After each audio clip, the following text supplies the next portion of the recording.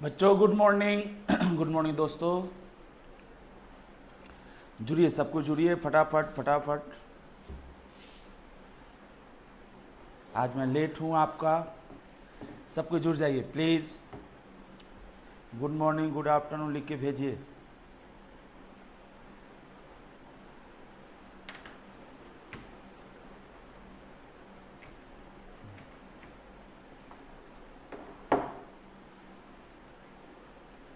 Section 197 शुरू कर लिया था। लास्ट क्लास में हम लोगों ने एक क्वेश्चन बनाया था, सभी भाई बहनों को याद है।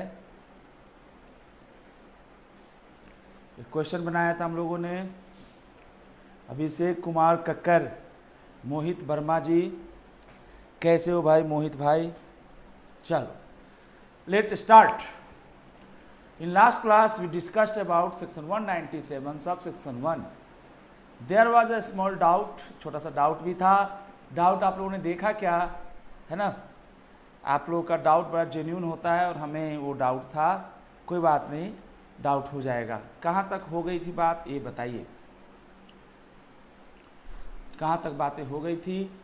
जी, अनिल शर्मा और मोहित वर्मा, राहुल कुमार शर्मा और अभिषेक कुमार कक्कर। चलिए बेटा, बाकी बच्चे क्या ऑफलाइन हैं? फटाफट जुड़िए जी, फटाफट जुड़िए। लाइव आ गई है भाई क्लास आपकी।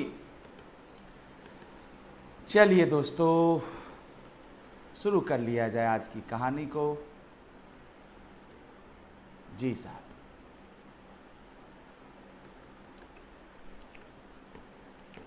इसमें आपने 197 सीखा था। 197 प्रदुमन जी, उसमें हम लोगों ने सबसेक्शन 1 की बात किया था और वो भी अधूरा रह गया। तो पहले तो मुझे ये बताइए, कंसेप्ट 3 का हम लोग पहला पॉइंट पढ़ रहे थे, overall meningeal remuneration. Yes sir, mobile power वाले सेक्शन सारे अच्छे तरह समझ में आ गए हैं। अच्छा जी, लेकिन सारे एक्यूमुलेट करके याद करने की दिक्कत होती है, कोई तरीका बताइए। ये बहुत अच्छी बात है भाई। Okay, have to start section 182। नहीं 182 कहाँ से? चलिए कोई बात नहीं, बहुत अच्छी बात है। आप सभी बच्चों का स्वागत है और आप सब लोग जुड़िए। हम लोग बेटा लास्ट क्लास में पढ़ रहे थे 197 और उसमें मैं बताने की ये जो टेबल था, मैं इसको बोला था कि बेटा मैं टेबल ना बनवाकर अलग अलग सिनारियो आपको समझा दूंगा, है कि नहीं? ये 5 इसमें चीज़ें थी जो मुझे याद आता है। आपने पहला पढ़ा था ओवरऑल मैनेजियल रेमुनरेशन और केस 1 केस 2 हम लोग पढ़ रहे थे। आपको तो याद नहीं होगा लेकिन मुझे सब याद रहता है। कंसेप्ट नंबर 3 है ना? कंसेप्ट नंबर 3 था हमारे कोर्स का और हम लोग उसी की चर्चा कर रहे थे आप सभी भाई बहनों के साथ। कंसेप्ट 3 का नाम था आपका ओवरऑल मैक्सिमम मैनेजियल रेमुनरेशन करके, ऐसा कुछ टॉपिक था। और आपके सवालों का बिल्कुल जवाब मिलेगा। कोई तरीका बताइए। मूवी पावर इनको खूब समझ में आ रहा है लेकिन कह रहे हैं कि पूरा समराइज।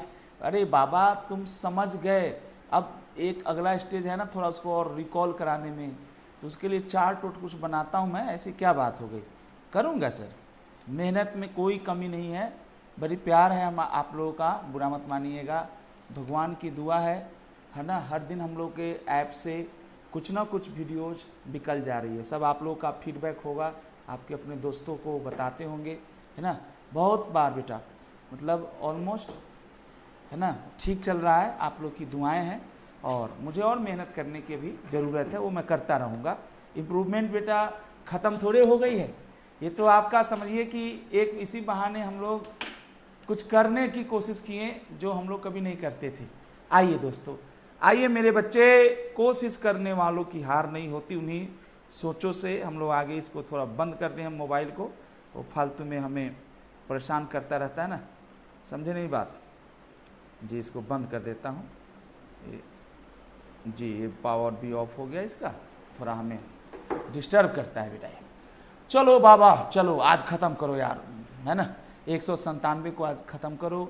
जो मुझे याद आता है, कंसेप्ट 3 हम लोगों ने पढ़ा था, overall MMR and MR in case of absence और इनएडिक्वेसी ऑफ प्रॉफिट, ये टॉपिक है। आइए दोस्तों,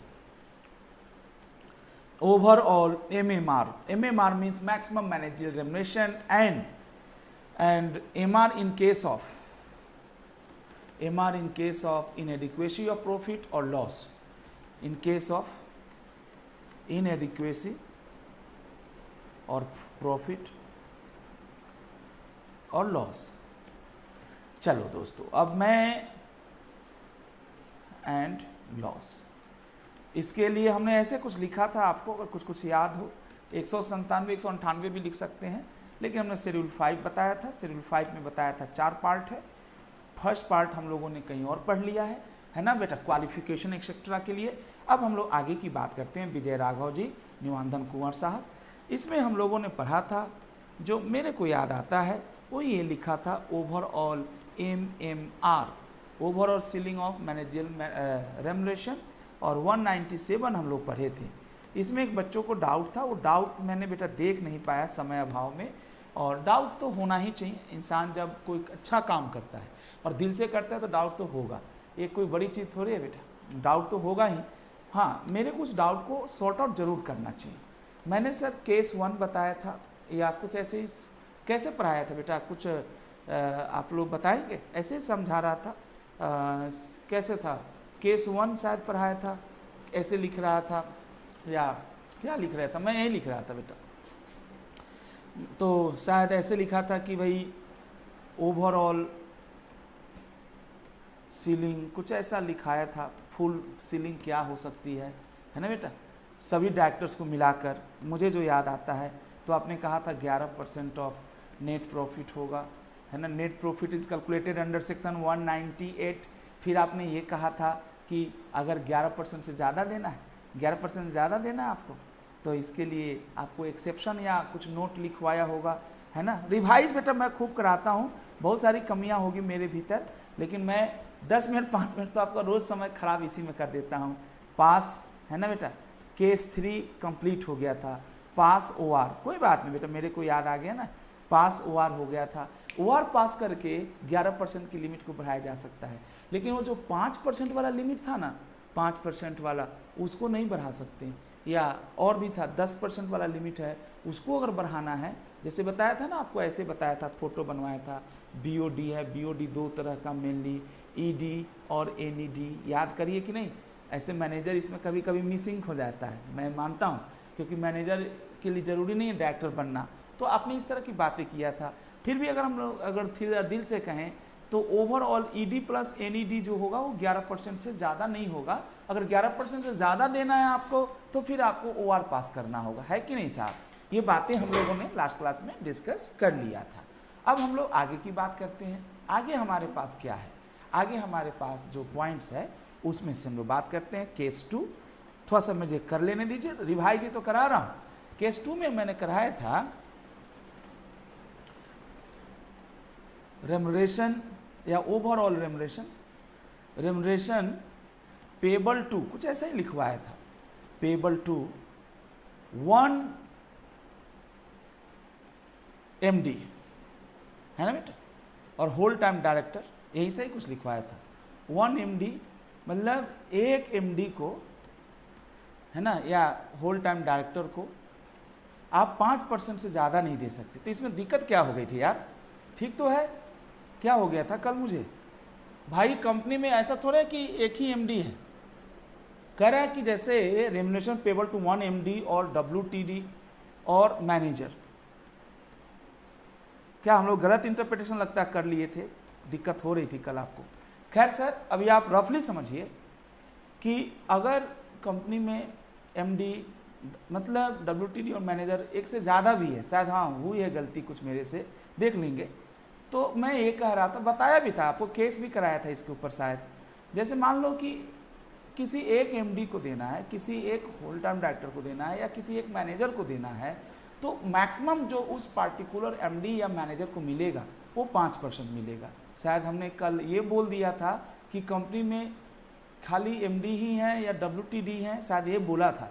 आप बोलिए ना बेटा, आप डरते बहुत हैं, ये बोल दिया था ना मैंने गलती से, हो सकता है साहब। अच्छा, आज एकदम मेरा दिमाग ठीक है लगता है। फिर ये मैंने वही सोचा, इसमें डाउट कैसे हो गई।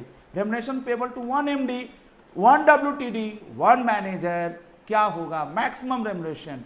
एक ही एमडी, अगर ऐसा नहीं है कि एक ही एमडी है, एक एमडी को मैक्सिमम क्या दे सकते हैं आप, तो शायद आप लोगों ने पढ़ा था कि मैक्सिमम जो दे सकते हैं 5% ऑफ नेट प्रॉफिट हो जाती है। बेटा मैं भी इंसान हूँ, कभी मेरे से भी ना फ्लो में कोई गलतियाँ हो सकती है, एक्सेप्शन है ना। मेरे भाई बहनों आप नाराज लग रहे हैं, फटाफट बताइए, इसमें डाउट हुआ था ना पिछली क्लास में, एक्सेप्शन बताइए।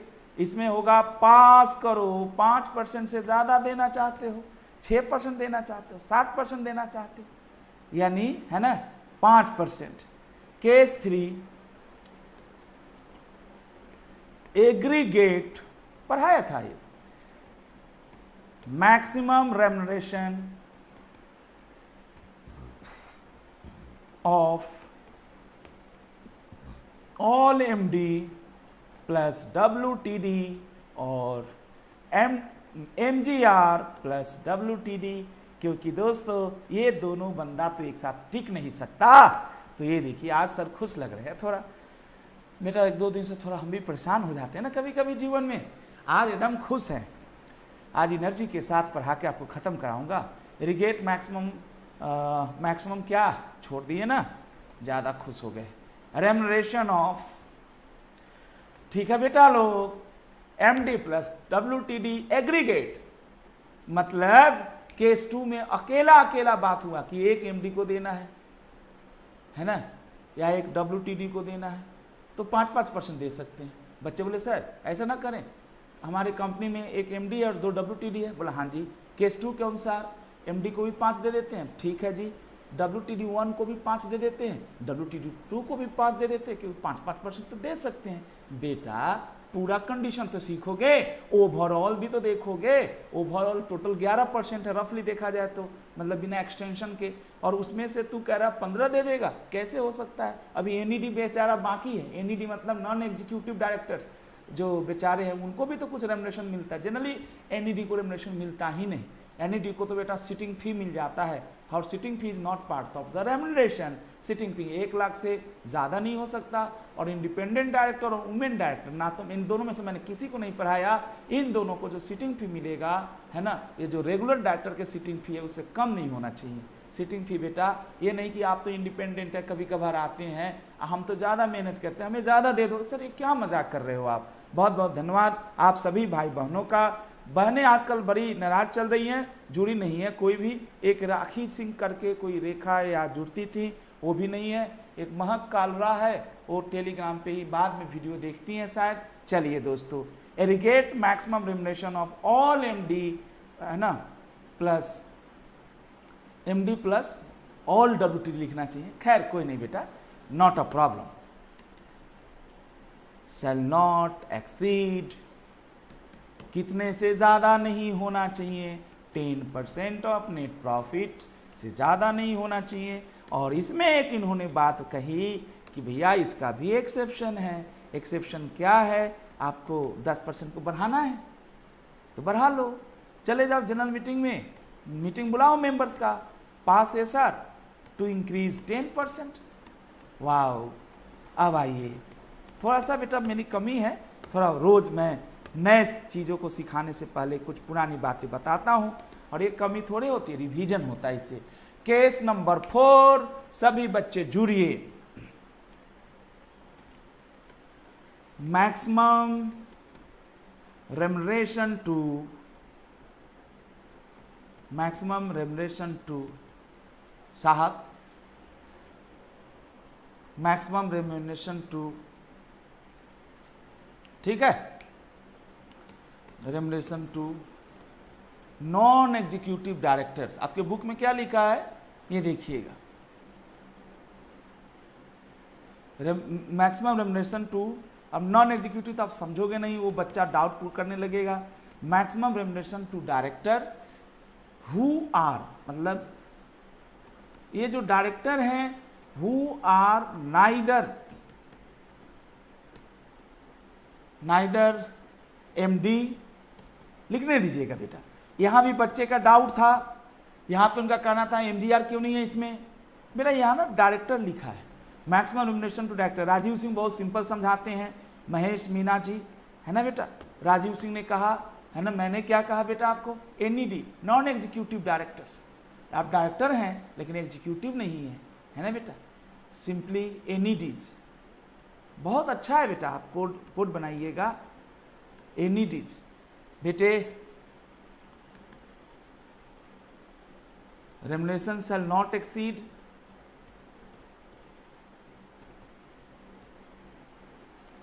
रेम्युनरेशन शैल नॉट एक्सीड, लिखने दीजिएगा बेटा 3% ऑफ नेट प्रॉफिट।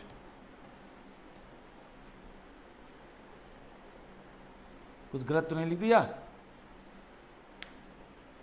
चलो ये 3% ऑफ नेट प्रॉफिट आपका बुक देख लिया जाए। इसको फिर एक्सेप्शन लिखिए, बढ़ाना है तो क्या होगा, इसको अगर बढ़ाना है 3% से ज़्यादा देना है आपको, कोई दिक्कत नहीं, दीजिए ना बेटा, ऐसी कौन सी बात हो। बेटा 1 मिनट रुक जाइए, ये आपके बुक में कहाँ रह गया, ये है, आ गया बेटा, मिल जाओ भाई, कहाँ रह जाते हो।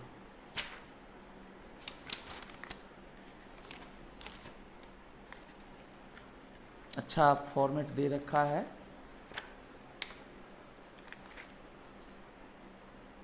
जी साहब, ये आपके बुक के हिसाब से देख लूँ मैं, ये आपका मिल गया जी बेटा। गुड मॉर्निंग जी, गुड मॉर्निंग, फटाफट बैठिए और शुरू हो जाइए जी बेटा। लिखा है रेम्युनरेशन पेबल डायरेक्टर हो नाइदर MD और नॉट होल टाइम डायरेक्टर, ठीक लिखा।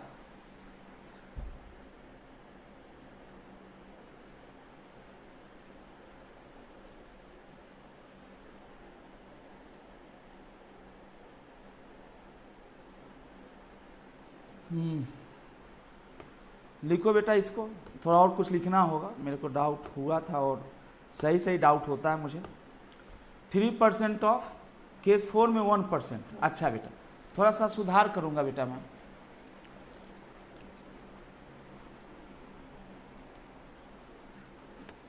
%3 ऑफ नेट प्रॉफिट प्रोवाइडेड, ठीक है बेटा, मैं घबराइए मत बेटा, provided there is no MD, ठीक हो जाएगा, बहुत अच्छा बेटा। नो MD, कंपनी में MD नहीं है, सिर्फ कंपनी में NED है, MD और WTD, ठीक है बेटा, अब सही हो गया होगा, हो जाता है बेटा। एक्चुअली मैं आपके तरह रट के नहीं आता, एक्सपेरिमेंट करता हूँ, लिखने का तरीका बदला, इस चक्कर में थोड़ा दिक्कत हो गई। Maximum remuneration to director who are neither MD not WTD, NED है और कंपनी में MD WTD है भी नहीं। वाह, मतलब ये थोड़ा लैंग्वेज है, अरे यार ऐसे नहीं लिख सकते थे, रेम्युनरेशन टू, है ना, NED, 2 सिनारियो हो सकता है, नॉन एग्जीक्यूटिव डायरेक्टर्स को 2 सिनारियो में रेम्युनरेशन मिल सकता है, या तो कंपनी में NED के साथ MD WTD नहीं है, या MD WTD है, अगर नहीं है तो 3% और है तो 1% ही मिलेगा NED को, ये है। No when provided there is no MD और WTD इन द कंपनी, पूरा लाइन लिखिए, तब समझ में जरूर आ जाएगा, कोई दिक्कत नहीं साहब। ये थोड़ा एक्सपेरिमेंट ज़्यादा हो गया। एक्सेप्शन समझिए, एक्सेप्शन है, ये जो लिमिट है can be increase, this limit. Sir आपको समझ में आ गया प्रमोद भाई, तो बताइएगा, खूब अच्छे से समझिए। This limit can be increase, इस लिमिट को बढ़ाया जा सकता है मेरा बच्चा, this limit can be increase, this limit of 3% can be increased by passing a sub in the general meeting। ये है केस 4, लास्ट है केस 5। क्या है केस 5, ये भी सोचने की जरूरत है ना बेटा। केस 5 क्या है, थोड़ा सा हम लोग अपने स्टाइल में लिखेंगे। Maximum remuneration to director who are neither MD और WTD, है ना बेटा। फिर लिखूंगा remuneration shall not exceed 1% of net profit. मैं थोड़ा उल्टा करा दिया, कोई दिक्कत नहीं, है ना बेटा, एकदम सेम लिखिए। मैक्सिमम, घबराइए मत बेटा, remuneration payable to maximum remuneration payable to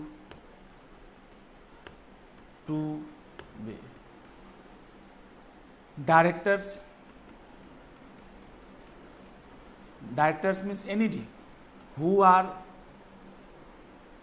neither MD nor WTD। घबराइए नहीं बेटा, NEDs कर लीजिए, सिंपली NEDs जैसे इसमें लिखा ना वैसे लिखिए, यहाँ लिखिए रेमरेशन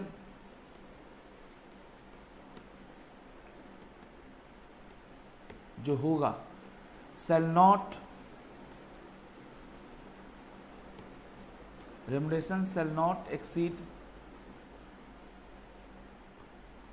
1%। ठीक है जी, remuneration shall not exceed 1% of the net profit।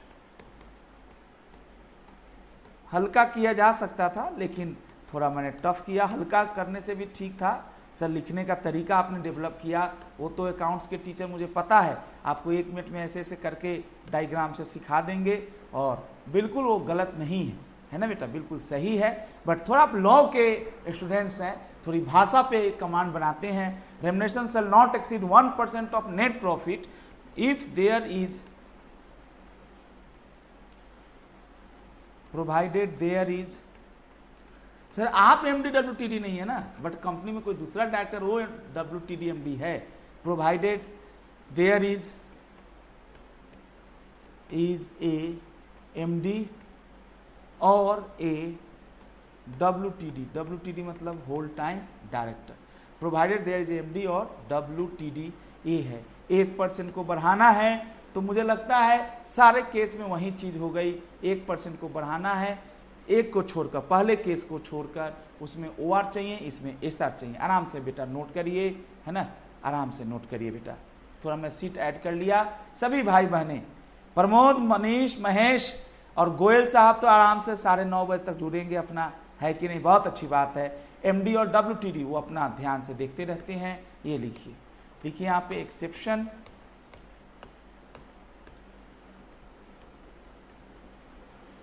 Exception लिखिए, है ना। एक्सेप्शन क्या होगा ये बताइए। एक्सेप्शन होगा the limit of 1% can be increased. हल्का हो जाएगा बेटा, घबराइए मत। कैन बी इंक्रीज्ड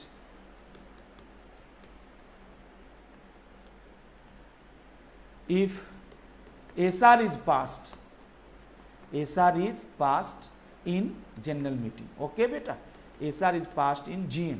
तो ये छोटा सा पॉइंट आप सभी भाई बहनों के लिए मैंने हेल्प किया। अब आइए हम लोग थोड़ा लंबा हो गया इसमें एक नोट है सर कि जो आप कह रहे हैं कि 11% से ज़्यादा दे सकते हैं, 5% से एक MD को या WTD को ज़्यादा दे सकते हैं। अगर वो ग्रुप में है MD प्लस WTD या MGR प्लस WTD तो उसको 10% से ज़्यादा दे सकते हैं। NED कुछ होता है नॉन एग्जीक्यूटिव डायरेक्टर्स, उसको 3% से ज़्यादा या 1% से ज़्यादा देने की बात कर रहे हैं।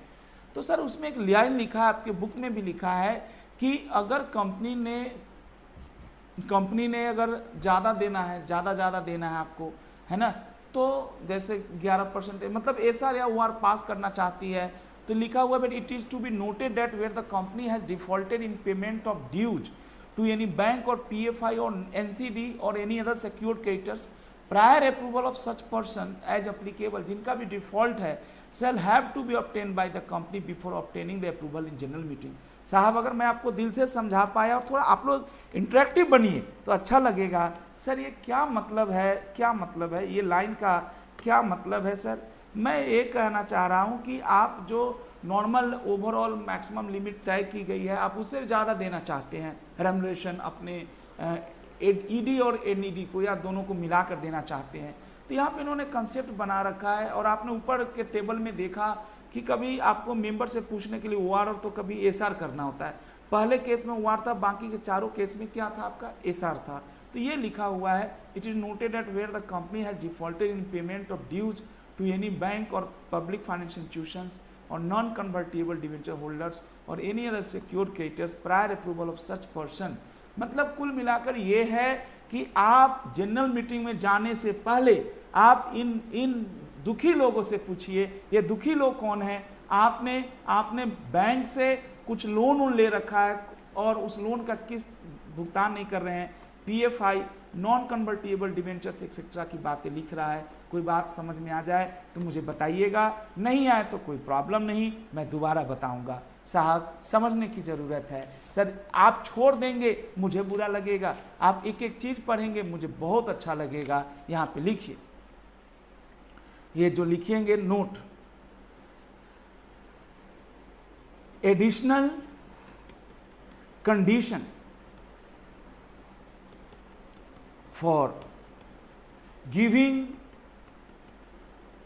higher remuneration, giving higher percentage of remuneration।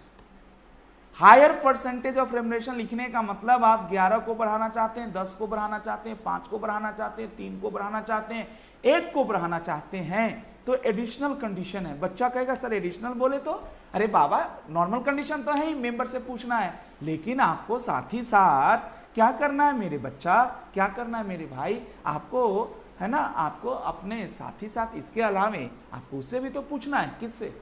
अपना ये जो डिफॉल्ट जिसका कर रखा है, लिखो बेटा, इफ देयर इज डिफॉल्ट, किसका किसका भाई है बेटा, डिफॉल्ट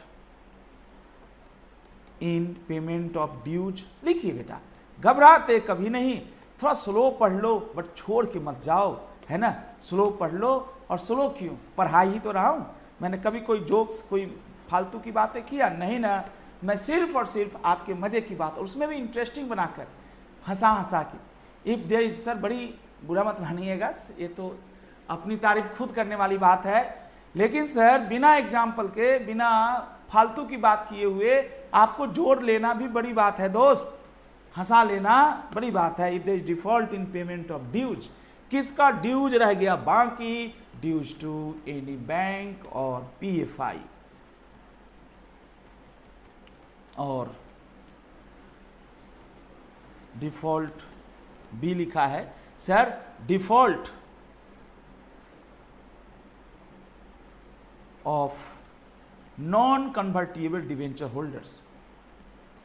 नॉन कन्वर्टिबल, अच्छा ये कन्वर्टिबल नहीं है, इनका रिडम्पशन होना चाहिए, रिडम्पशन नहीं किया आपने, इनके साथ धोखा दिया है। नॉन कन्वर्टिबल डिवेंचर्स, ओके जी, डिवेंचर होल्डर्स, आप इनके गुनाहगार हैं डायरेक्टर MD, और तुम्हें ज्यादा से ज्यादा रेमुनरेशन चाहिए, शर्म करो, पहले इनसे जाओ परमिशन लेकर आओ, तब बेटा मेंबर के पास जाना।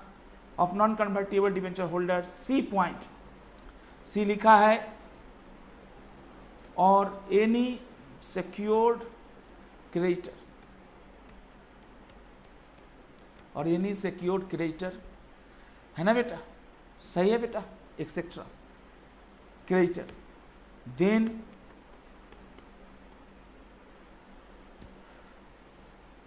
The company has to obtain, company has to obtain prior approval, इनसे पूछो prior approval, company has to obtain prior approval, पूछो बेटा पूछो, prior approval of those persons for higher remuneration, higher percentage of remuneration. कुछ कोशिश करिए, अभी मैं कोशिश पूरा आपके लिए कर रहा हूं, remuneration, higher percentage of remuneration of those person for higher percentage of remuneration, then the company has to obtain prior approval of those person for higher percentage of remuneration। higher percentage of remuneration के लिए उसको करना है। आगे देखिए, remuneration before obtaining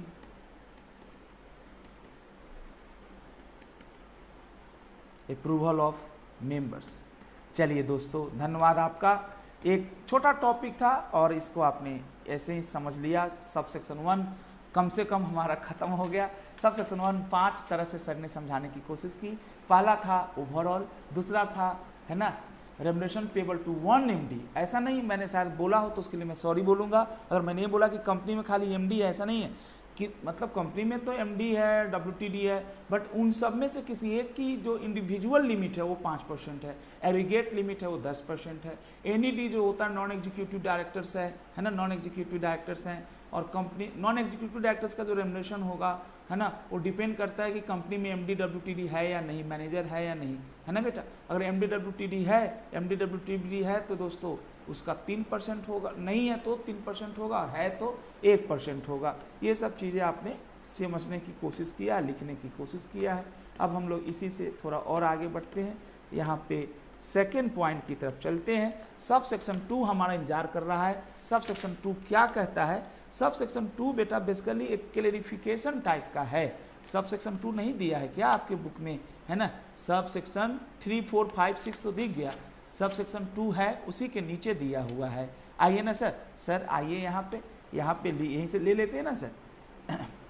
exclusion of sitting fee, sitting fee को हम लोग अलग से देख लेते हैं 2 और 5 में। आइए ना इसको निपटा ही देते हैं। सिटिंग फी को क्या करना फालतू में, है ना बेटा, फालतू में क्या क्या हो सकता है। चलिए बेटा अब इसको निपटा ही देते हैं।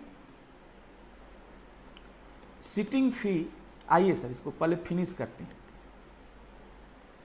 सिटिंग फीस, इसके लिए आप ऐसे लिखिए सर 197 सब सेक्शन 2 भी लिखिए और साथ ही साथ, है ना सर, साथ ही साथ 197 सब सेक्शन 5 भी लिखिए।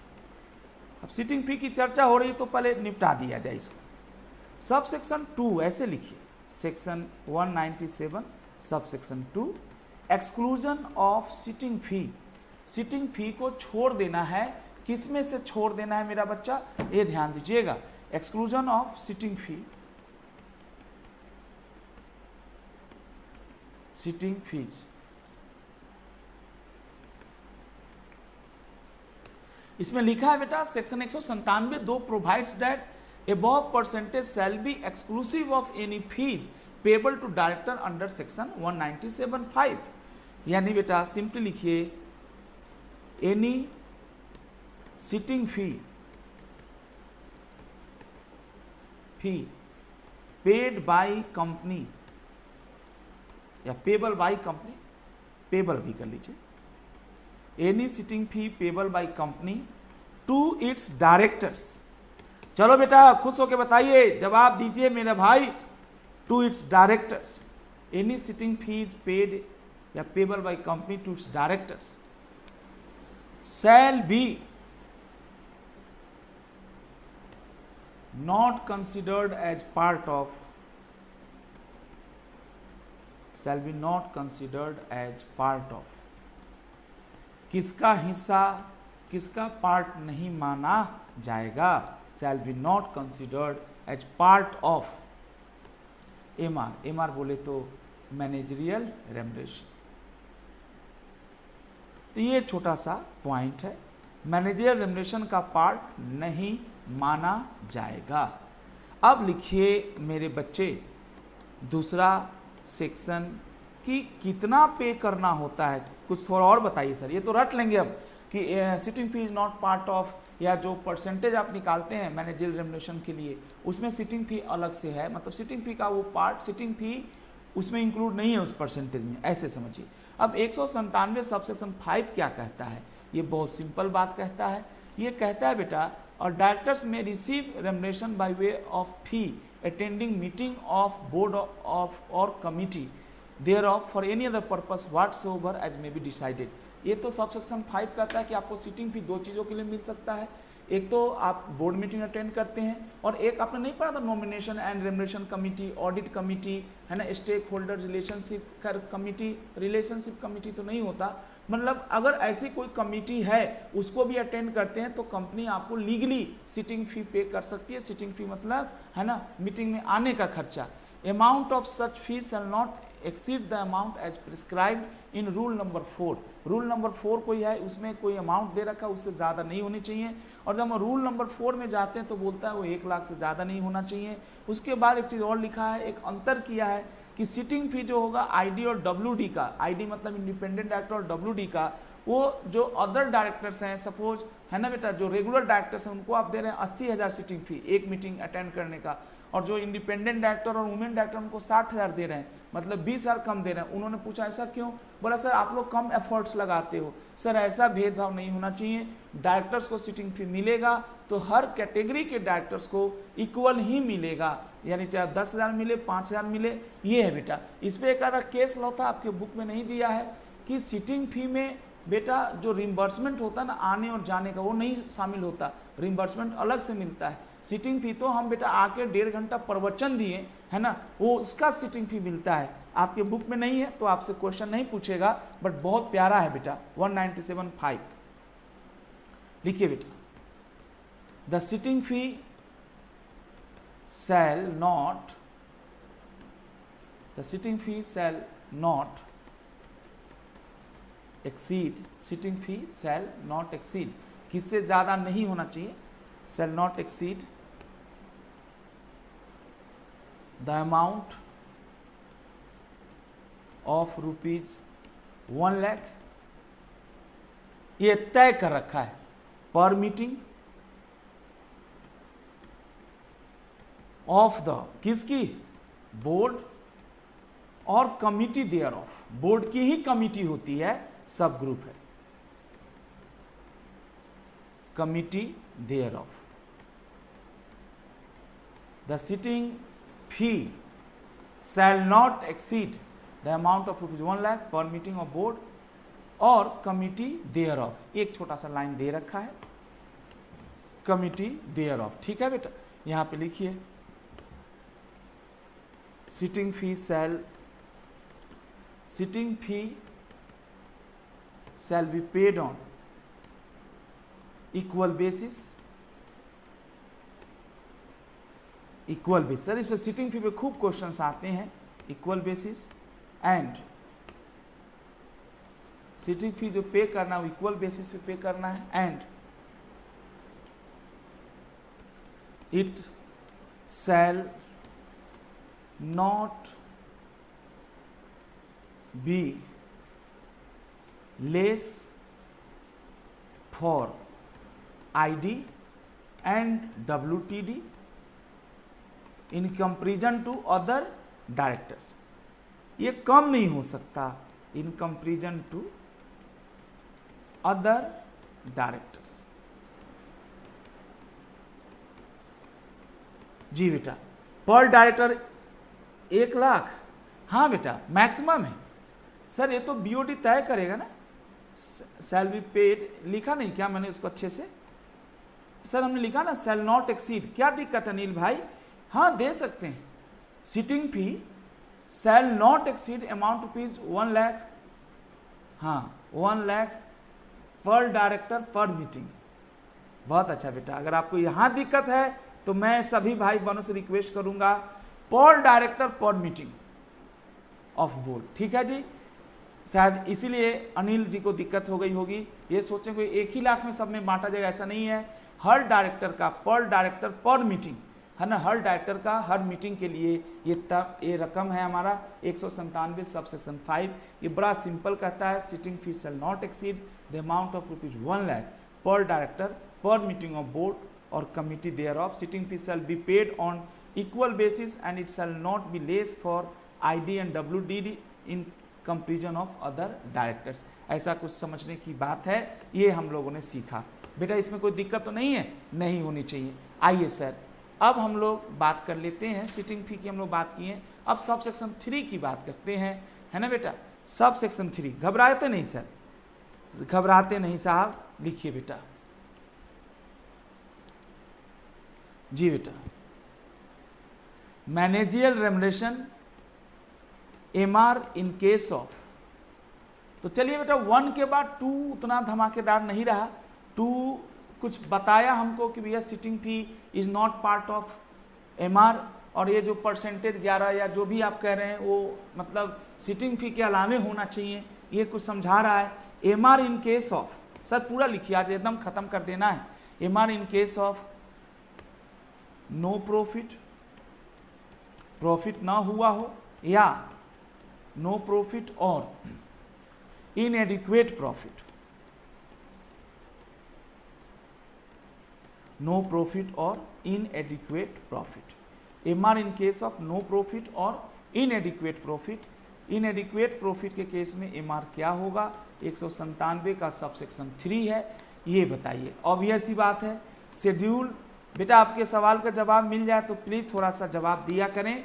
हाँ जी शर्मा जी, आपने पर डायरेक्टर रुपीज 1 लाख, यस बेटा मैंने आपका जवाब दे दिया है ना। जब आप रिजॉल्व हो जाए तो थोड़ा आप बताएं ताकि बच्चों को लगे इंटरेक्टिव हुआ। MR in case of non profit लिखा है sir, if in any financial year company has no profits और इट्स प्रॉफिट्स आर इनएडिक्वेट, बहुत कम है प्रॉफिट, जिसका 11% से 10 लाख प्रॉफिट हुआ, 5 लाख प्रॉफिट हुआ। सर बड़ी कंपनी है, 5 लाख 10 लाख की प्रॉफिट में से 11% ओवरऑल हुआ, 5 लाख का 11% कितना होता है, 55,000। 55,000 में अच्छे talented managing director, manager, whole time director, independent director, women directors कहाँ से लाएंगे, है ना, कहाँ से लाएंगे आप। ऑब्वियस सी बात है, इसके लिए आपको कुछ और सोचना होगा। तो थर्ड लिखिए, MR in case of no profit और इनएडिक्वेट प्रॉफिट, सेक्शन 197 सबसेक्शन 3। ये बहुत प्यारा दुलारा टॉपिक है, लिखिए बेटा। If in any financial year, कमाल का चीज है, एक कंपनी, ऑब्वियसली बात पब्लिक कंपनी लिखना चाहिए इनको, क्योंकि प्राइवेट पे तो 197 अप्लाई ही नहीं होता। एक company has, sir I am satisfied, अरे वाह भाई ये लड़का तो बड़ी खुश लिखता है। If in any FY a company has no profit और इनएडिक्वेट प्रॉफिट, कंपनी के पास प्रॉफिट नहीं है या कम है, इनएडिक्वेट प्रॉफिट। बस बेटा ये सब खत्म होने दीजिए सर, इसके बाद धाए धाए चैप्टर आएंगे। इनएडिक्वेट प्रॉफिट्स, देन हाँ बेटा, the company cell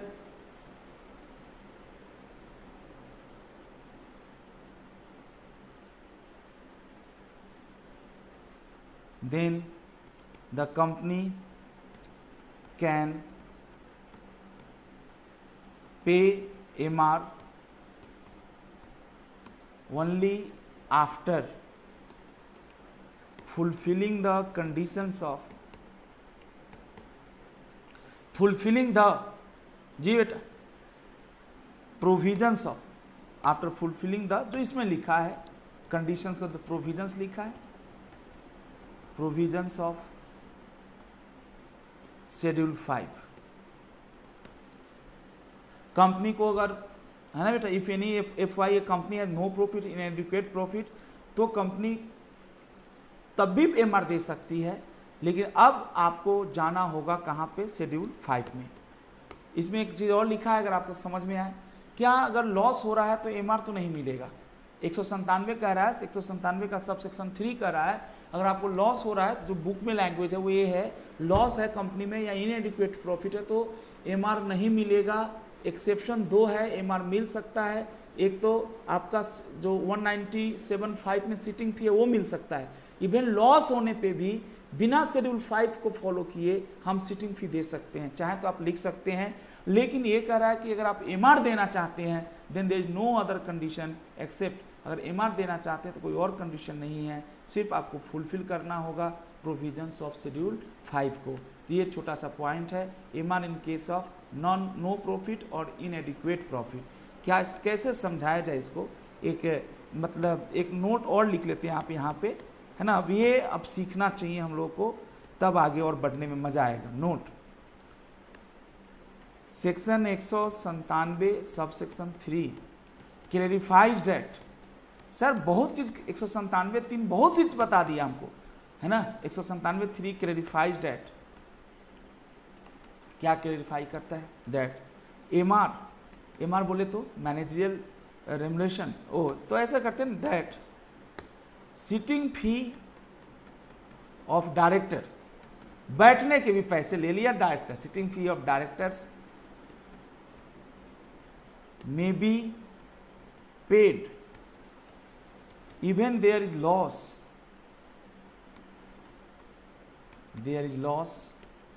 without fulfilling the condition of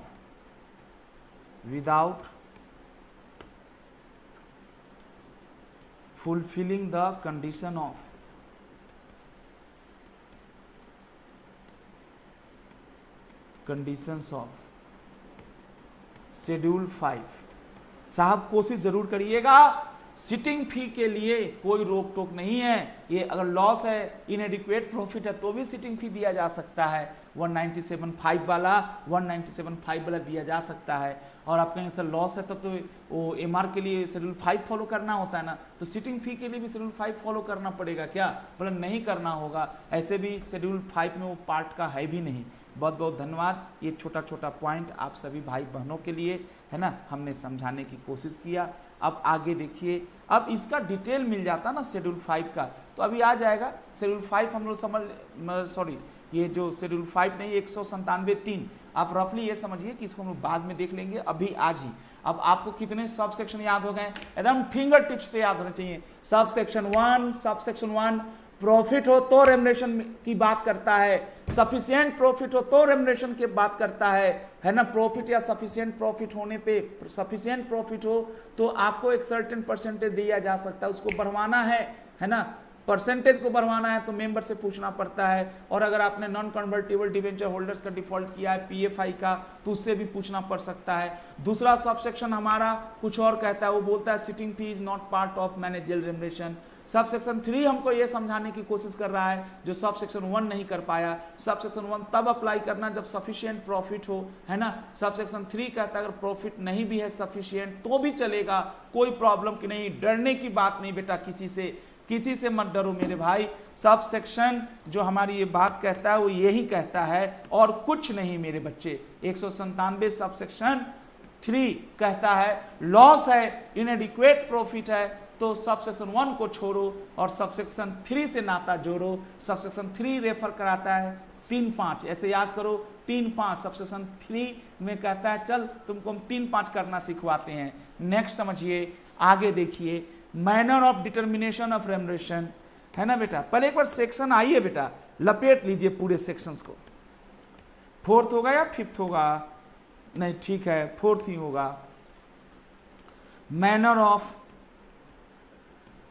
determination of, जी बेटा, manner of determination of remuneration.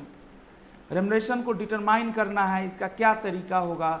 Manner of determination of remuneration, remuneration को तय करना है, इसका क्या तरीका होगा? Manner of determination of remuneration. इसमें लिखा है बेटा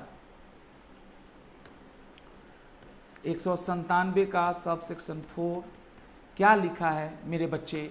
the remuneration payable to directors of a company including any MD, WTD और manager shall be determined in accordance with and subject to the provision of this section either by article or by resolution, or if article so requires by SR passed by the company in general meeting. And remuneration payable to director determined above shall be inclusive of the remuneration payable to him for services rendered by him in other capacity.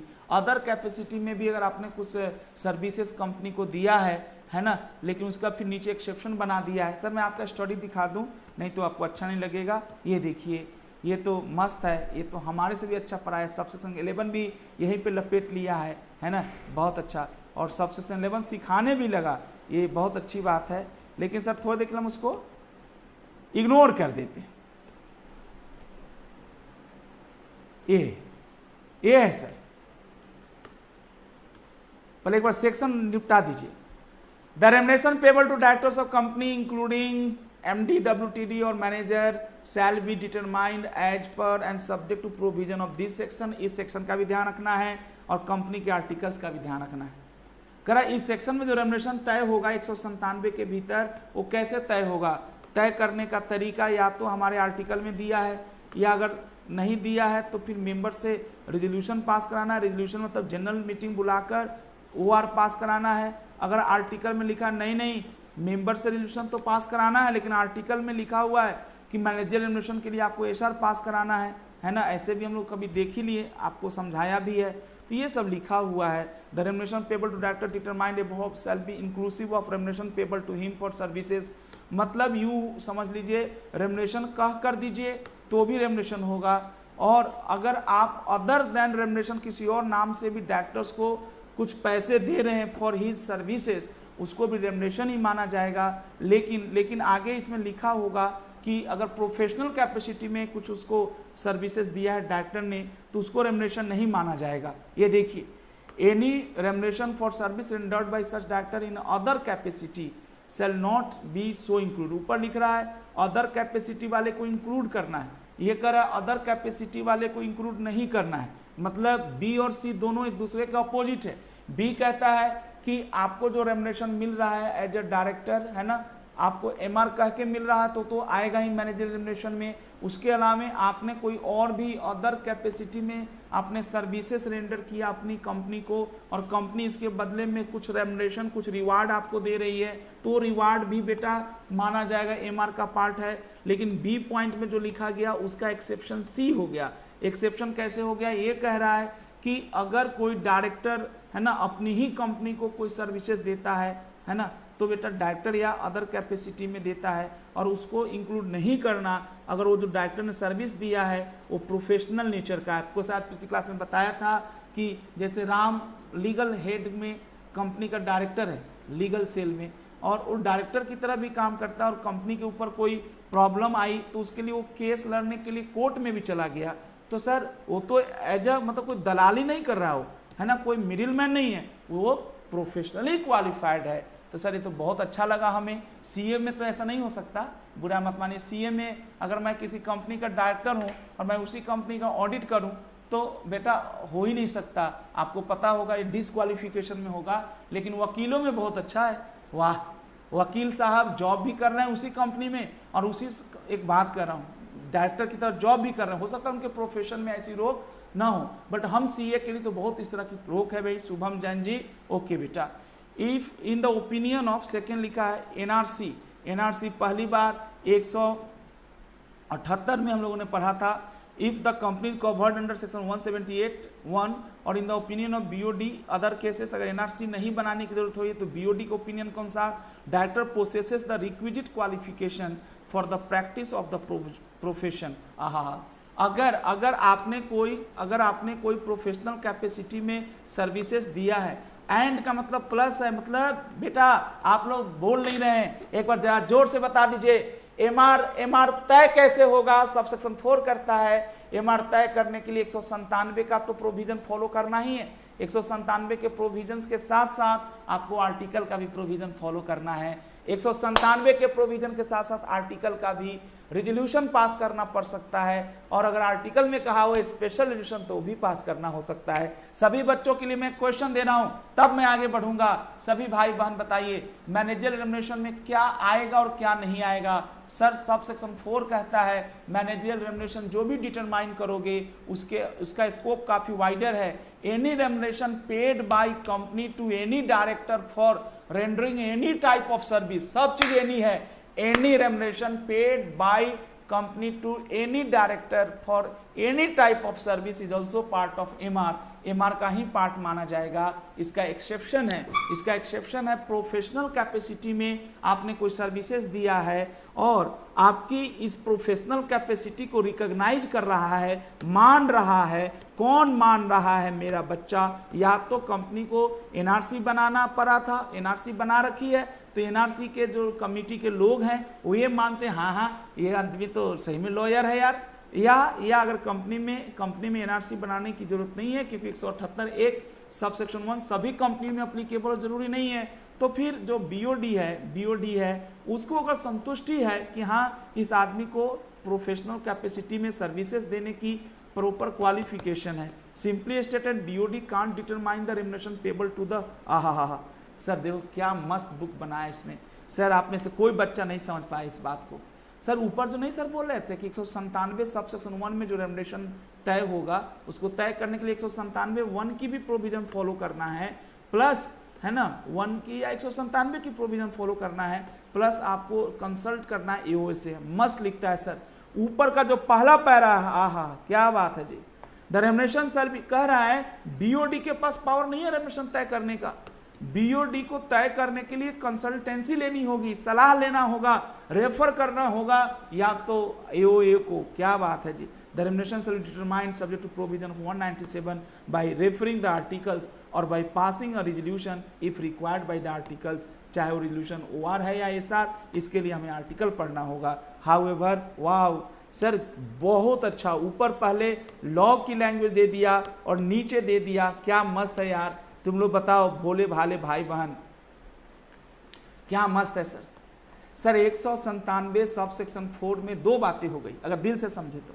पहला हो गया कि remuneration जो होगा वो तय करते समय बीओडी के पास अपना कोई डिस्क्रिप्शन नहीं है, बीओडी को रेम्युनरेशन तय करना है तो उसके लिए उनको 197 प्लस कंपनी के आर्टिकल को रेफर करना है ना, अपने मन से कुछ नहीं करना, 197 के प्रोविजन को रेफर करना है और एओए को रेफर करना है। दूसरा पॉइंट क्या समझना है, दूसरा पॉइंट ये समझना है कि यहाँ पे अगर एओए में लिखा है रेजोल्यूशन पास करना है मेंबर्स का, तो कौन सा रेजोल्यूशन पास करवाना है, ओआर या एसआर, ये भी है।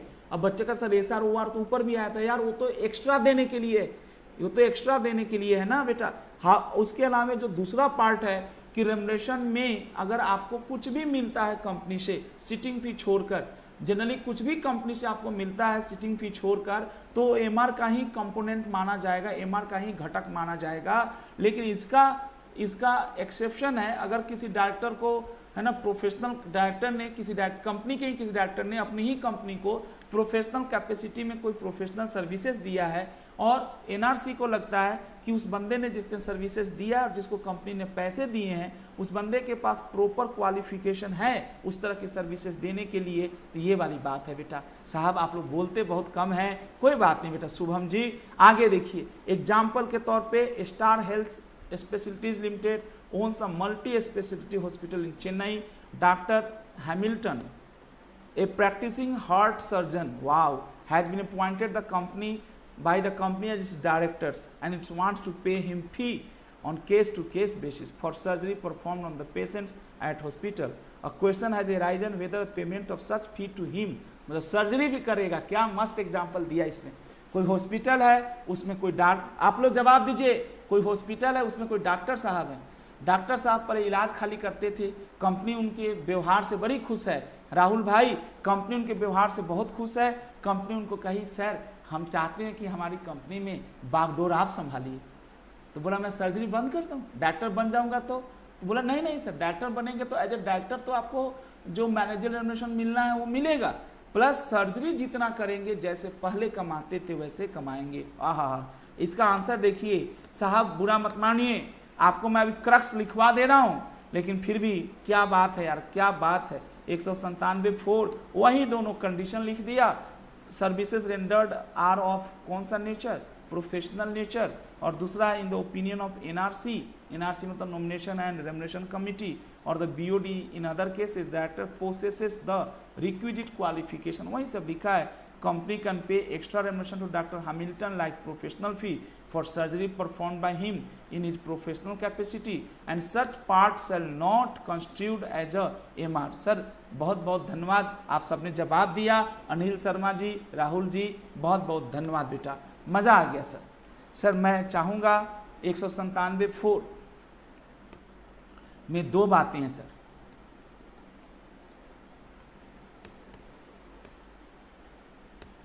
सर दो बातें, determination of remuneration,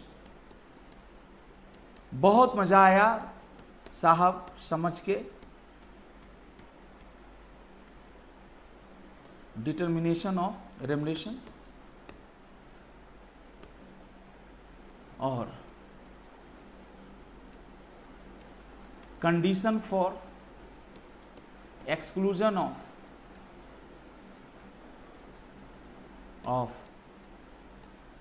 professional payment for professional services, payment for, ये दो पार्ट में समझिए 197(4) को। Payment for professional services, professional services by director,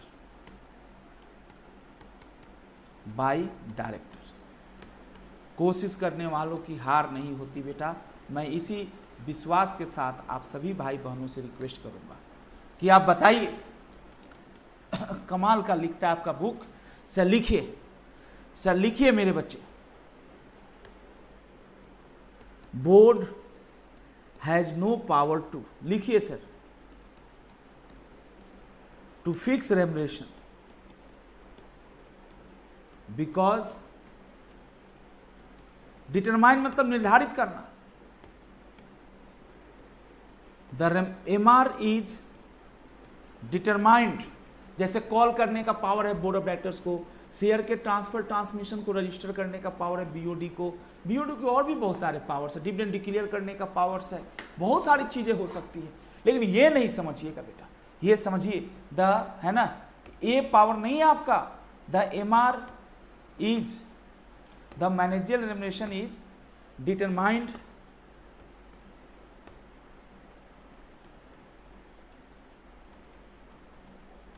the managerial remuneration is determined by consulting। Sir आपको अपना पास पावर नहीं है, कंसल्टिंग द, क्या क्या कंसल्टिंग करना है, कंसल्टिंग द, अभी ऐसे लिखो, प्रोविजंस ऑफ दिस सेक्शन यानी सेक्शन 197 along with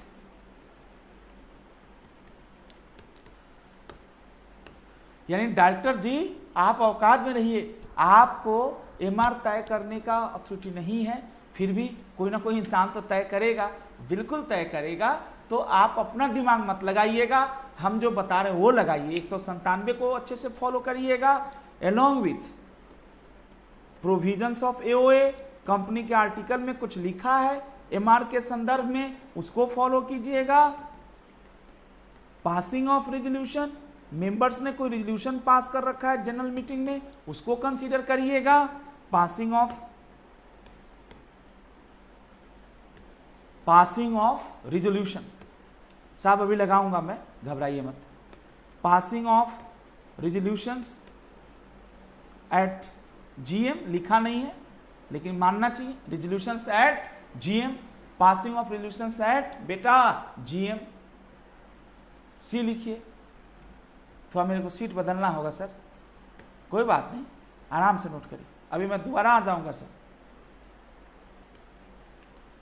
अभी दोबारा आ जाऊंगा बेटा, घबराइएगा मत, क्योंकि अभी सीट छोड़ा है मैंने, अगर आपका छूट भी रहा हो तो परेशान मत होइएगा। पासिंग ऑफ रेजोल्यूशन हो गया ना, C लिखिए, C लिखिए बेटा, C क्या है, passing of SR, sir class 7 AM से स्टार्ट कर सकते हैं क्या, ऑफिस की वजह से कंसंट्रेशन नहीं बन पाता, हाँ बेटा ये बात तो है, 7 बजे से तो नहीं हो पाएगा, मैं कोशिश ऐसे करूँगा बेटा, है कि नहीं, पासिंग ऑफ, प्रयास करने में क्या बुराई है, अभी चलिए ना, जितना आप पढ़ पाते उतना पढ़िए, उसके बाद ऑफलाइन वीडियोस देख लीजिएगा, लेकिन ऑफलाइन में दिक्कत क्या होगी, ये कभी कभी वीडियो हटा देते हैं बेटा लाइव के बाद, है ना बेटा, तो ये दिक्कत आएगी। लाइव का फ़ायदा ये है कि आपका फ्री में हो जाएगा, है ना, ऑफलाइन में जब चले जाएंगे समटाइम ये वीडियो रिप्लेस कर देते हैं, डिलीट कर देते हैं, है ना, वो ऐप पे डाल देते हैं, फिर वहाँ आपको दिक्कत आएगी। खैर कोई नहीं, मैं कोशिश बिल्कुल करूँगा, है ना, 8 के बदले थोड़ा पहले करूँ। और पासिंग ऑफ स्पेशल रेजोल्यूशन बिल्कुल होगा यार, गर्मी का दिन है, क्यों नहीं होगा, passing of special resolution in general meeting if required bye article of association. बहुत बहुत धन्यवाद बेटा, आपने इतने प्यार से, इतना ही बेटा अनिल जी, बहुत सीखे आप, बहुत अच्छा। अब आइए, सभी भाई बहन समझ गए तो फटाफट बताइए कौन कौन समझ में आया बात आपको। मैनेजरियल रेमुनरेशन डायरेक्टर नहीं तय करता, मैनेजरियल रेमुनरेशन तय करने के 2-3 पैरामीटर्स हैं। पहला है सेक्शन 197 जो मेन है, उसके अलावा कंपनी का आर्टिकल देखिए, कंपनी अगर OR पास की है या SR पास की है उसको देखिए, ये चीज़ लिखा है इसमें, है ना, ये चीज़ इसमें लिखा है। अब आइए तो हम लोग आगे की बात कर लेते हैं, अगर आगे थोड़ा सा समझ में आ जाए तो अच्छा लगेगा हमें। ये देखिए, अब इधर आ जाइए बेटा लोग, इधर आ जाइए सभी भाई बहन, ये तो लाइन हो गया था, अगर छूटा हो तो वो भी कर लीजिए। कंडीशन फॉर, है ना बेटा, exclusion, condition for exclusion of payment for professional services. As a general rule, any amount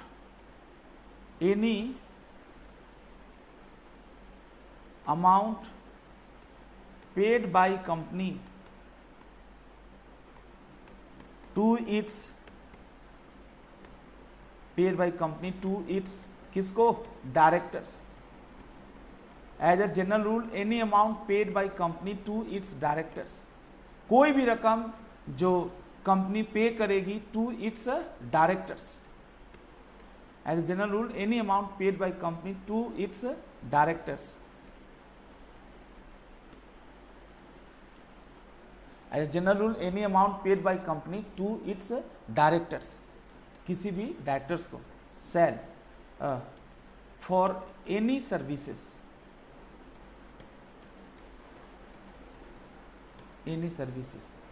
shall be included into MR, amount of MR, provided that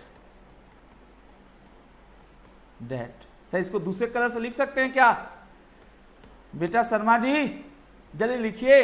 provided that, बशर्ते. बहुत अच्छा चीज पढ़ रहे हैं आप, सोना पढ़ रहे हैं, सोना समझ लीजिए. सर इससे अच्छा नहीं है, आपके रियल लाइफ में ही काम आएगा. प्रोवाइडेड दैट सर एक दो प्रैक्टिकल चीज तो सिखा ही दिया सर ने.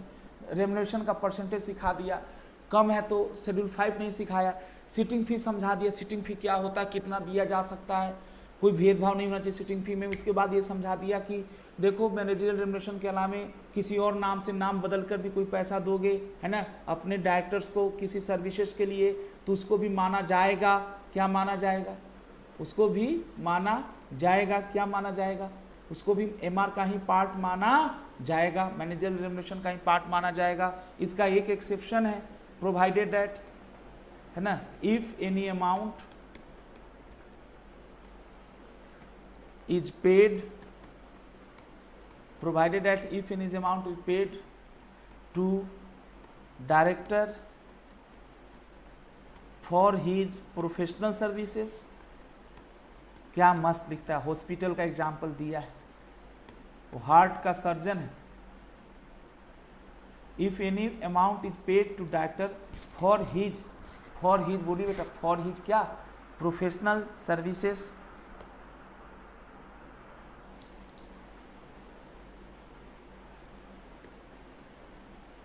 आराम से नोट करिएगा. Provided at if any amount is paid to director for his professional services, अपनी प्रोफेशनल सर्विसेज के लिए. If any amount is paid by director for his professional services,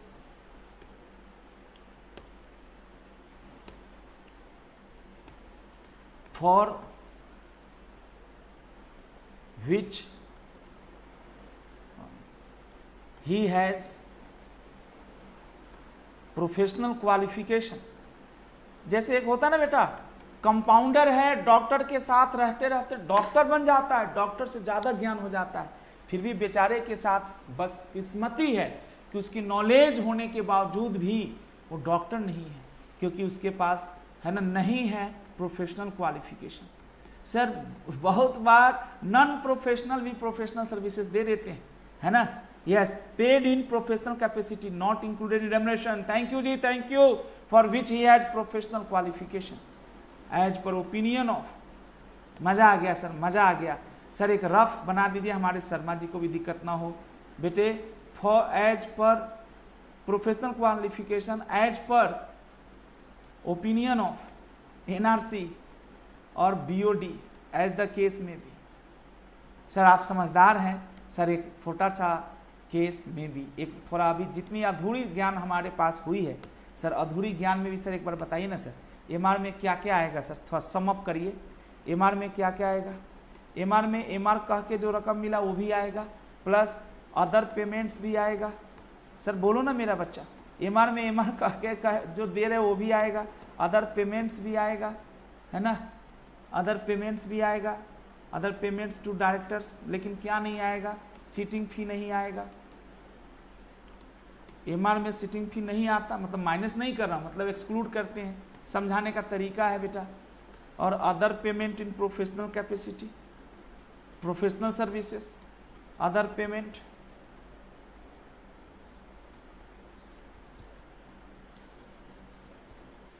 due to professional services.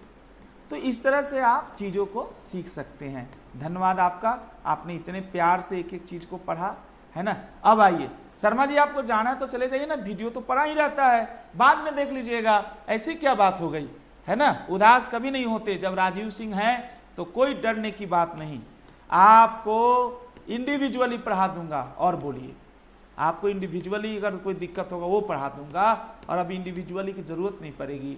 ये 4th हो गया ना बेटा, manner of determination. अब हम लोग 5th पे आते हैं। कोई दिक्कत तो नहीं हमें लग रहा है सर, ये समझाने का तरीका होता है। 5th है, आइए sir, manner of payment. Wow, manner of payment of MR. MR आपको कैसे मिलेगा? लमसम साल में एक बार मिलेगा, हर महीने मिलेगा, या दोनों का कॉम्बिनेशन, कि चलो 10-10 हज़ार रुपये हर महीने लेते जाओ और साल के अंत में तय होगा कि आपका क्या एमआर बना। ऐसा भी एक तरीका हो सकता है।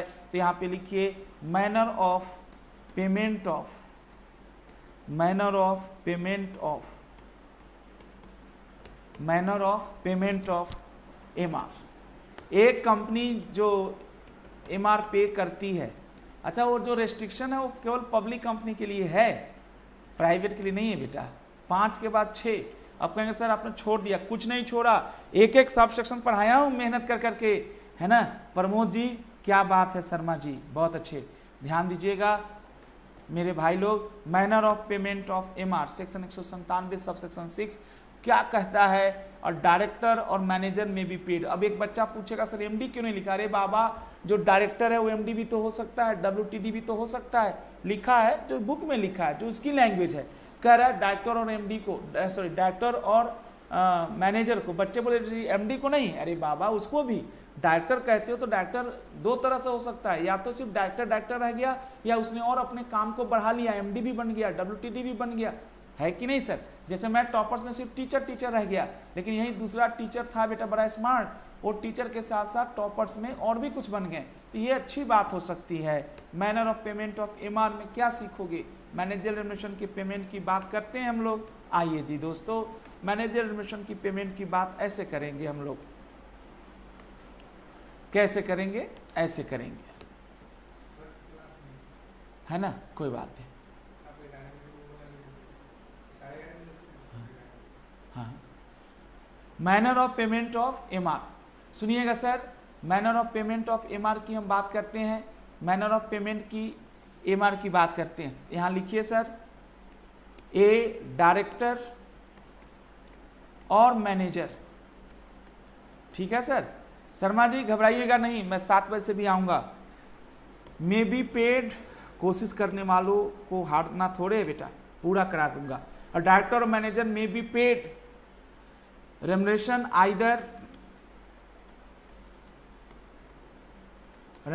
आइदर वाव बाई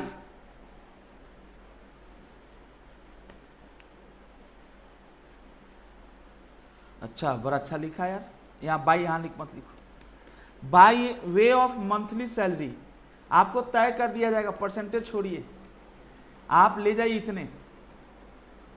बच्चे का सब परसेंटेज क्यों छोड़ दें सर? तो मंथली सैलरी कुछ भी दे दोगे? कैसे कुछ भी दे दोगे? लिखने दो एक बार, जो लॉ लिख रखा है। एक्सप्लेन करना, डाउट पूछना आपका हक है और मेरी ड्यूटी है। और डायरेक्टर और manager manager may be paid remuneration, ठीक है बेटा, either by way of monthly salary, दूसरा और by way of monthly salary के बाद लिखिए और at a specified percentage of net profit, इसमें जो लिखा है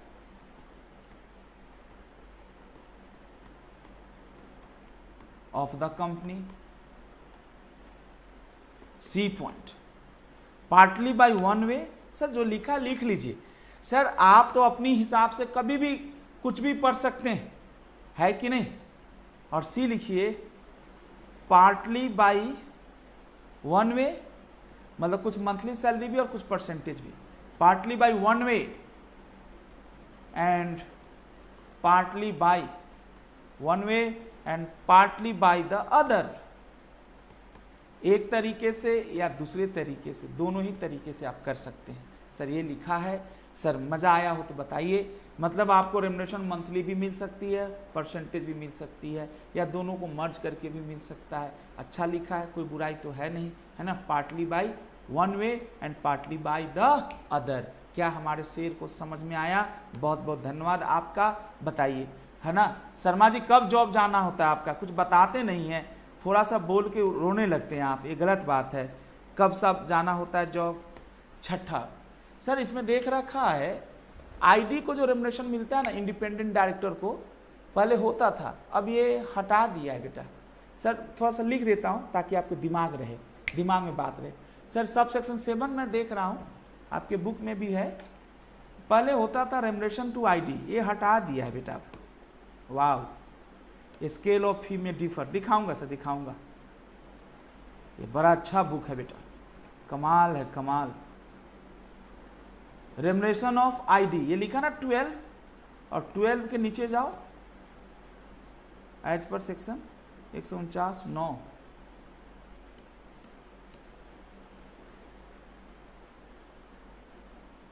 रेम्युनरेशन टू इंडिपेंडेंट डायरेक्टर। बेटा सब सेक्शन 7 था, वो हटा दिया है, ना क्यों इसने दे रखा है, इसके लिए दे रखा है लेकिन कुछ और दे रखा है। क्या दे रखा है? ये ना नेगेटिव क्यों सोचते हैं। 149(9) के अनुसार, as per section 49(9) of the act 12। चलिए सर देखते हैं, 149 तो पढ़े ही नहीं आप, चलिए अभी परेशान ना हो। आगे देखिए, कंप्यूटेशन ऑफ नेट प्रॉफिट खत्म हो रहा है बेटा आपको। नेट प्रॉफिट की गणना 197 में, चूंकि नेट प्रॉफिट का बहुत वैल्यू है। How to compute net profit? Sir 9:30 में पहुंचना होता है सर, बहुत सर, बट 10-15 तक जाते हैं। अच्छा 10-15 तक जाते हैं। दिल्ली में हैं आप अनिल शर्मा जी? तो आप दिल्ली में हैं क्या आप? तो हम आपको वीडियो दिलवा देंगे ना, अगर कोई छूट जाएगा, है ना, यूट्यूब से भी दिलवा देंगे, नहीं तो जैसे आप कहेंगे। ये बताइए कंप्यूटेशन ऑफ नेट प्रॉफिट। आइए तो बेटा लोग, सर जंप मार दिए, 6 के बाद 8 पे आ गए। सर थोड़ा थोड़ा रिलेट करके याद रखिए, 198 में 8, अरे बाबा समझे नहीं, 197 में जो नेट प्रॉफिट है वो 198 के अनुसार निकाला जाएगा। सर याद होता है 3-5, आपको भूल गए लेकिन मेरे को याद रहेगा जीवन भर। अब मैंने कोड में बैठा लिया, प्रोग्रामिंग कर लिया कि मैनेजर रेम्युनरेशन या तो 197(1) के अनुसार मिलेगा, या फिर अच्छा शर्मा जी पटना से हैं, मैं समझ गया, जो अकाउंटिंग वाले पंचायती राज में काम करते हैं आप। Computation of net profit 197 subsection 8। बहुत बहुत धन्यवाद जी पटना वासी। कंप्यूटेशन ऑफ नेट प्रॉफिट याद हो गया सर, 3-5 भी हमको याद हो गया, 197(3) और सबसेक्शन शेड्यूल 5 के अनुसार होगा, है ना। 197 का जो सबसेक्शन 8 है, सर क्यों नहीं याद होगा, हमारा यही काम है, कंप्यूटेशन ऑफ नेट प्रॉफिट। लिखिए, the net profits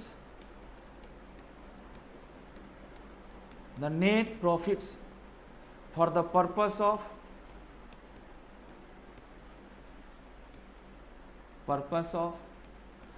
this section, इस सेक्शन के लिए नेट प्रॉफिट की गणना कैसे होगी? The net profit for the purpose of this section shall be computed. Wow, अभी 198 नहीं पढ़ाया है, लेकिन आग तो लगा ही दिया कि 197 में जो, ऐसे तो सब पता है आपको, अकाउंट्स में कितना क्वेश्चन बनाए हैं आप। The net profit for the purpose of this section shall be computed in the manner. कोई बात नहीं है बेटा, आप जाइए, आप तैयार होइए, हम लोग भी छोड़ने ही वाले हैं, घबराइए मत। Refer to in section 198 computation of net profit. Net profit की गणना 198 के अनुसार होगा। आगे देखिए, वाह रे वाह, अब देखो खत्म हो रहा है, हल्का हल्का टॉपिक आ रहा है। कह रहा है कि सब सेक्शन 9 कह रहा है 197 का, कि अगर किसी डायरेक्टर को या है ना बेटा। अब बच्चा कहेगा sir if any director receives, है ना, ड्रॉज, अब क्या यहाँ पे मैनेजर नहीं लिखना चाहिए, भुलक कर कहीं के लिखा है इफ एनी डायरेक्टर ड्रॉज और रिसीव्स, क्यों मैनेजर नहीं, क्यों बेटा, ये मतलब कैसे भी बना देते हैं, मतलब मिलाना कहते हैं ना, ये कैसे भी मिला देते हैं, बस यही बात है। ये देखिए ये कुछ सिखा रहा है, टेंशन ना ले, 13 भी सिखा दिया, 14 भी सिखा दिया, 15 भी सिखा दिया, 16 भी सिखा दिया, लेकिन वो ना सिखाया जो हम सीखना चाह रहे हैं, नहीं सिखाया। आओ ना यार हम सिखाएंगे। लिखो रिफंड, अगर किसी डायरेक्टर को, जो बुक में लिखा है, जबकि मैनेजर भी होना चाहिए, इफ एनी डायरेक्टर ड्रॉज और रिसीव्स डायरेक्टली और indirectly by way of remuneration any sum in excess of the limit prescribed by this section और without approval required under this section, अगर लिमिट के भीतर लिमिट से ज़्यादा लिए हो, लिमिट से ज़्यादा लिए हो या जितना अप्रूव किया गया उससे भी ज़्यादा लिए हो, तो वो पैसा तुम बेटा रिफंड करो कंपनी को। आपने 11% से ज़्यादा रेम्युनरेशन ले लिया और बिना मेंबर से पूछे हुए, कि कंपनी के बीओडी ने अपने लोगों में 12-20% बांट दिया, 20-20% रेम्युनरेशन बांट दिया, करोड़ों का प्रॉफिट है। बहुत गलत किया आपने सर, बहुत गलत किया आपने। मेंबर से पूछा था 11% से ज़्यादा के लिए ओआर चाहिए, किसी एक को 5% से ज़्यादा देना, किसी एक को, है ना बेटा, 3% से ज़्यादा देना, या वो जो 1% था, या वो सब बातें थी, ये सब लिखिए। Refund of excess remuneration. हाँ जी शर्मा जी बताइए भाई लोग, रेम्युनरेशन, बाय बेटे बाय, आप आराम से घर बैठ के डिस्कशन करिए। रिफंड ऑफ एक्सेस रेम्युनरेशन क्या बताएंगे, सेक्शन कौन सा होगा, 197 का सब सेक्शन 9। वाव, लिखा है, और 10वां भी वहीं लिखा है, ओहो 10वां भी वहीं लिखा है। कंपनी 9वां तो कह रहा है कि ड्यूटी है डायरेक्टर का रिफंड करने का, और 10वां सब सेक्शन कहता है कंपनी चाह कर भी अपना जो रिकवरी करना है, अगर रिफंड नहीं किया तो कंपनी तो रिकवरी करेगी, लीगल एक्शन लेगी, तो रिकवरी का राइट्स नहीं छोड़ सकते। 197 सब सेक्शन 9 क्या लिखा है, 197 सब सेक्शन 9 ये देखिए, इफ एनी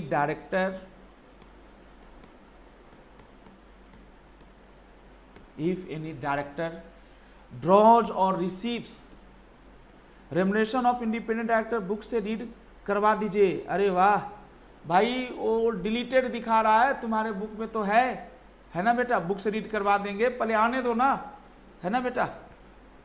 जी बेटा ध्यान दीजिएगा, यस बेटा ध्यान देंगे बेटा, फटाफट समझिए। इफ एनी डायरेक्टर ड्रॉज, है ना बेटा, इफ एनी डायरेक्टर ड्रॉज, बहुत अच्छे बेटे। और रिसीव्स, आपका जो क्वेरी है मैं बिल्कुल ध्यान दूंगा उसका, बुक से रीड कराऊंगा ना, बट वो डिलीट हो गया है, तब तुम्हारा बुक अपडेट नहीं किया है, मेरे पास जो हेल्प बुक है उसमें अपडेटेड है, तभी मैं दिखाऊंगा ना। इफ एनी डायरेक्टर ड्रॉज और रिसीव्स एनी रेम्युनरेशन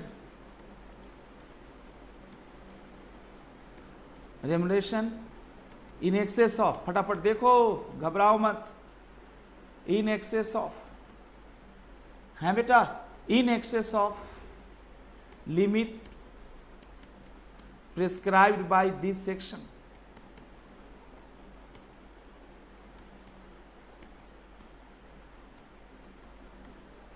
और विदाउट अप्रूवल,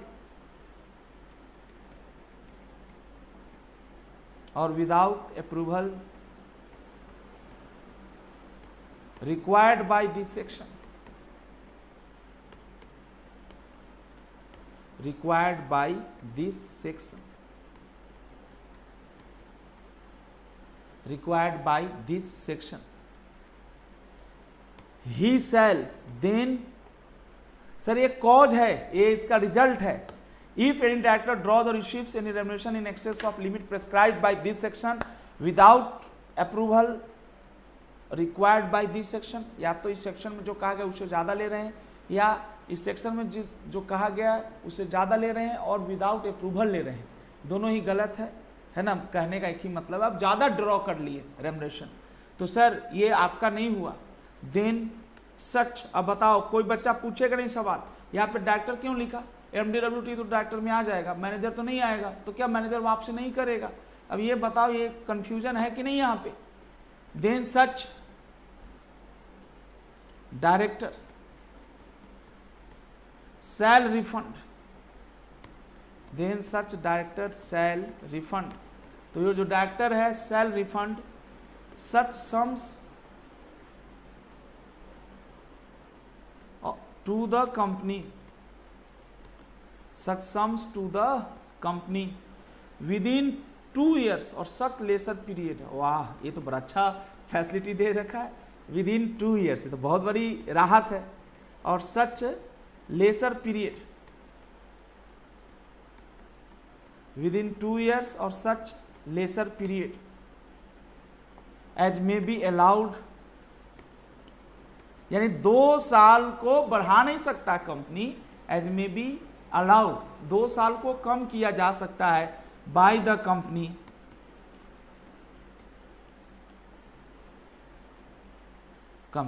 वाह, टिल रिफंड फुल स्टॉप लगाई, मजा आ गया बेटा। सर ये सब बहुत बड़ी चीजें हैं, हम लोग जब पढ़ते थे ऐसा नहीं था, हम लोग जब पढ़ते थे सीए बने, हम लोग को था वापस करना है। इसमें तो बहुत अच्छा लिखा है। देखो, अगर आपको एक्स्ट्रा गलती से एक्स्ट्रा आपने ले लिया, बच्चे बोले पेनाल्टी नहीं लगेगी सर, सर पेनाल्टी भी लगवा दूंगा ना। बच्चे कहते तो सर ऐसी गलती तो रोज करेंगे हम, क्यों भाई? अनिल शर्मा जी तो चले गए, प्रमोद भाई जी है ना, ये बताइए, तो ऐसी गलती तो हम रोज करें।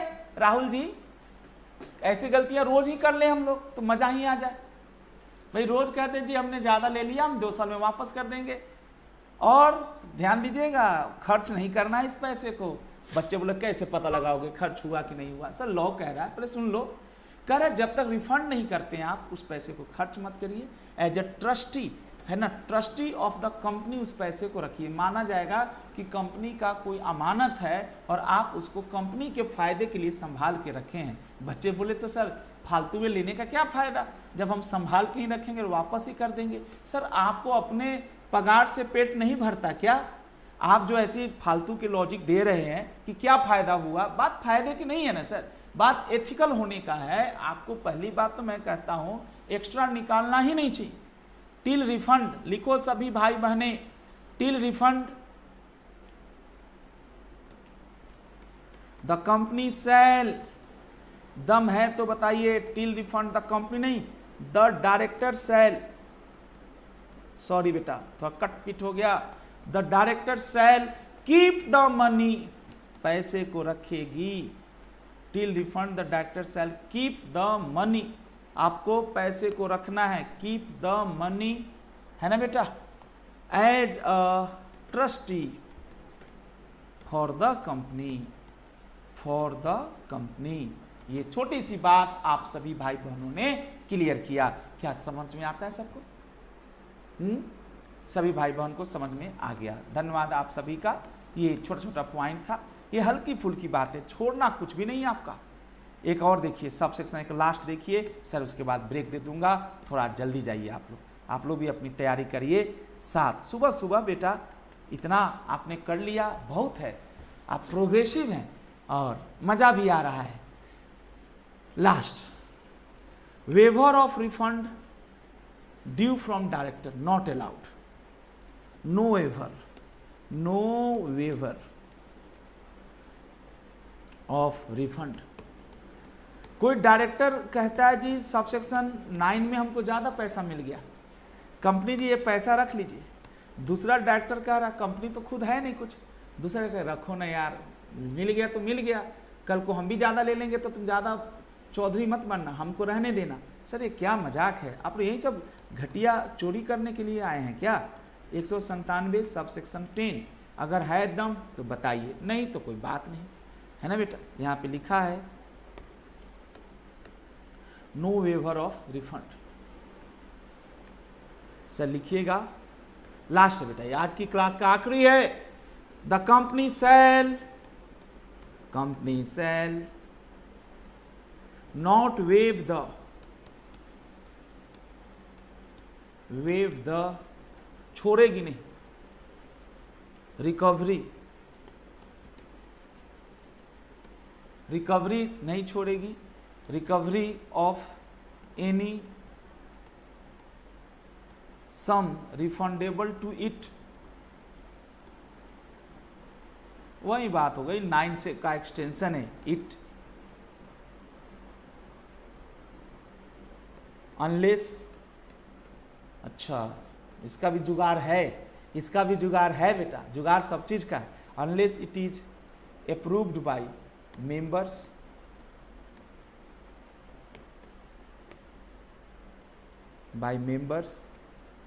by passing by members by passing OR, by passing OR नहीं है सर, ए सर। किसी भाई बहन को समझ में आया तो बताइए। फिर आ गया रिकवरी का राइट आप छोड़ नहीं सकते, रिकवरी का राइट छोड़ने के लिए एसआर पास करना होगा। फिर आ गया हाउएवर, वहीं जो 197 के 1 में पढ़ाया था, 197 के 1 में था ना कि अगर कंपनी ने ज़्यादा देना है तो एसआर ओआर जो भी था वो पास करते थे। लेकिन अगर आपने already non convertible debentures holders का या पीएफआई या बैंक का जो ड्यूज है या किसी अदर सिक्योर्ड क्रेडिटर्स का कोई ड्यूज है, आप उसका डिफ़ॉल्ट कर रहे हैं, उसकी आंखों से आंसू आ रहा है और आप अपने डायरेक्टर्स को एक तो उसमें था कि ज़्यादा रेम्युनरेशन दे रहे हैं, इसमें ज़्यादा ले चुका है और उसको रिकवरी करने का राइट छोड़ना चाहते हैं, मेंबर्स भी सहमत है तो भी नहीं छोड़ सकते।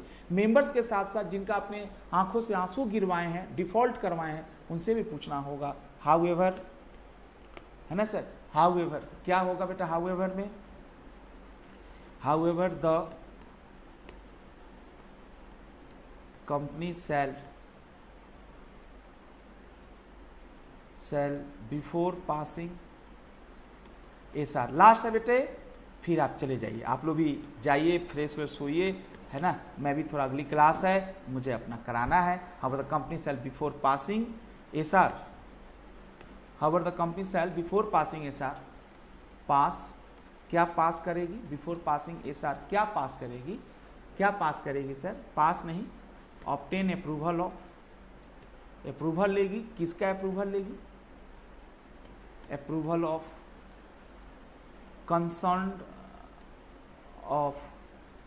concerned persons whose default is continuing, concerned persons whose default is continuing, कौन लोग हैं वो जिनका डिफॉल्ट कंटिन्यू हो रहा है, इज कंटिन्यूइंग,